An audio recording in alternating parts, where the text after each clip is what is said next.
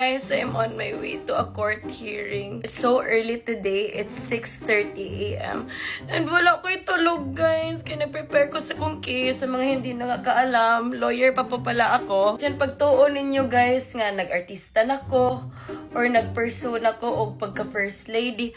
Lawyer pa rin po ako above all. And dili ko pa nun sa kong papa, guys. It's just going to be me. And I have to do well. Kay patay ko sa kong papa, guys. If maunsa ni akong client, what the hell? I'm so allergic to work.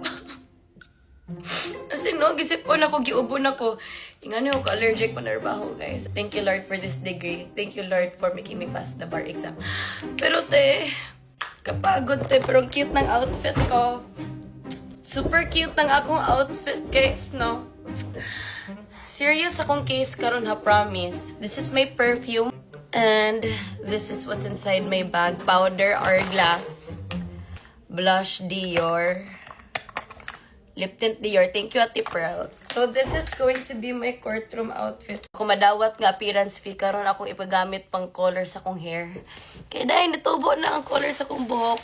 Anyway, I'm off to the courtroom, guys. Bye! Diba guys, nagpasalon good after hearing